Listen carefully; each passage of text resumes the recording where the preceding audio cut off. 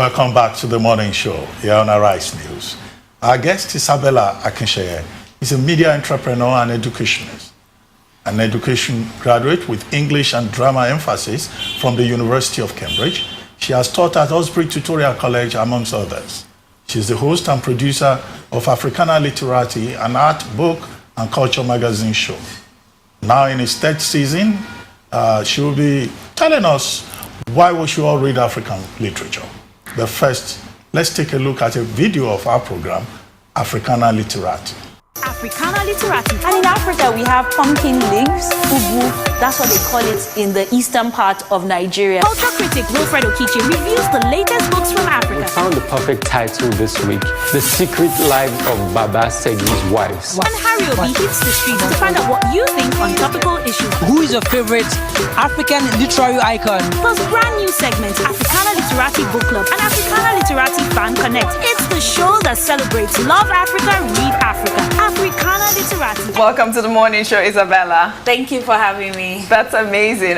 So tell us about your work. Your show is all about teaching people how to read. How do we inculcate reading into our lifestyle?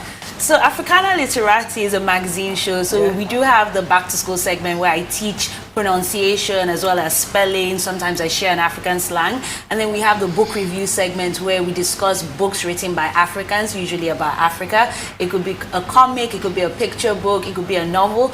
And then we have the street segment where we go on the streets to find out what do people really feel about reading. Yes. And then of course we also have the interview segment which we introduced in season 3 where I sit down with literary enthusiasts, sit down with publishers, authors. So the whole idea is love Africa, read Africa. We want people to read and not just read anything, but let's celebrate our culture. Yes. Okay. Well, but I mean, reading culture has been for a long time a problem in Nigeria, and it's good to see a private initiative like yours. What has been the response from people? Because many Nigerians don't want to read. Yes. I agree. I mean, while I was in university, I actually did my dissertation on reading habits in a private school and a public school. So reading has always been on my mind, and I find that Nigerians do read, but maybe not read as much, and the culture is not there. So you might see a Nigerian that reads a motivational book, a religious book, but when it comes to how many of the classics of our books have they read, except they did literature, they won't just go out of their way to read. So I feel like a lot of people have reached out to me because the show has shown across Africa and they've said, wow, we like this, we want more of this. Parents reach out to me, they're like, why can't we have more of such programs? Authors reach out to me, I also want my book on the show. So it's definitely feeling a need, but I find that getting corporate sponsorship is much harder compared to an entertainment show. Okay, and you're not only a TV host, you also do PR, you do public speaking. How do you go around doing all of these? How do you manage your time? Well, I think man must work. Like, you have to eat. And sometimes, you know, TV production is quite expensive. Yes. So I have to do other things to feed into that. But managing the time, I think with the media, like, you're not here all day. So sometimes you dedicate a part of your time to doing these media productions. But then you also dedicate time to actually doing the work that will support these things too. Okay. They stand on their own. So I don't get called to do events every day. So when I know I have an event, then I structure my time. But it's a balancing act. And I think the beauty of it is that I get to decide at what time and at what point do I really want to do certain things. So I'm still sort of figuring myself out as a media entrepreneur and an educationist. When you say you promote African culture, African content, I mean, you know, African content is a whole range, you know. What kind of African content do you push?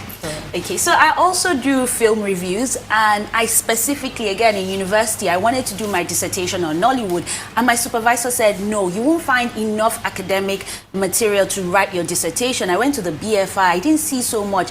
I did see on African cinema, but not Nigerian, like not on Nollywood. So I said, I'm going to start writing Nollywood reviews. Okay. And I made sure that I started writing film reviews. So I have a website called nollysilverscreen.com, and there we write reviews, we promote what's happening in the film and television industry. So that's one aspect of content. Then obviously the books, you know, through the TV show, and then again through lifestyle. So in my work as a writer, I've had the opportunity of interviewing people and writing stories for newspapers, magazines, and I always try to focus on that African narrative by showcasing our own people, because living abroad, schooling abroad, you find out that what they think about us is very different from the reality on ground. That's very correct. And so tell me a little bit more about your branding lifestyle. You do PR. Tell us a little bit about that. Okay, so in my former life, before I decided to be a media entrepreneur and educationist, I actually worked for a multinational and I handled corporate communications. Okay. So that involved me interacting with the media.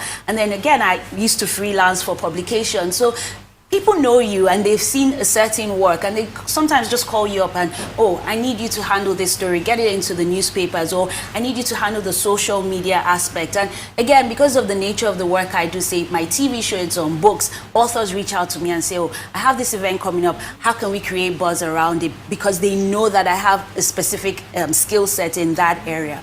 You studied abroad. You even went up to Cambridge, which is one of the top universities in the world. I think it's the best university.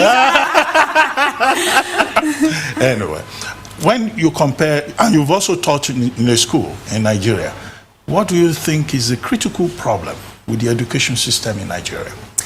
Yeah, I grew up in Nigeria, so I did school in Nigeria. Okay. I went to America for about a year and a half, and then I did my A-levels and university in the UK. And I think the difference is that Nigerians were taught to pass exams. We don't encourage children to learn because there's a joy in learning. Just learn for the sake of it. All we're thinking about is the qualifications. You need to learn so you can get a job. But what about just enjoying that? So I find that when you're abroad, the emphasis is on learning, is on knowledge acquisition as opposed to passing exams. And, you know, we operate I like to call it a certificatocracy, if there's a word like that. Yeah, it's just about the certificates, and that's why you have paper qualifications. Yes, paper qualifications, but not about the learning. And I think also abroad, your teacher is your friend. She's not, or he or she is not someone that you're afraid of. She's not somebody that mises marks and says, oh, you can't get the full marks because I have to keep some. You have that in Nigeria. And I find that when I went into the classroom to teach, I adopted that look, let's break down that barrier. Like, you can come to me, and sometimes I might be in the classroom and they might ask me a question, and if I don't know the answer, I say, I don't know the answer, I'll get back to you. Because these children, they'll just go on Wikipedia and Google, and it's okay if the teacher doesn't know everything. It's collaborative. I think both the student and the teacher are part of the learning process. Well, I hope other teachers out there are listening to you and they will take a cue from what you have said. Well, that brings us to the end of the morning show today. Thank you for watching. From our entire team here in Lagos, enjoy the rest of your morning and, of course, the rest of your day. Goodbye. Goodbye.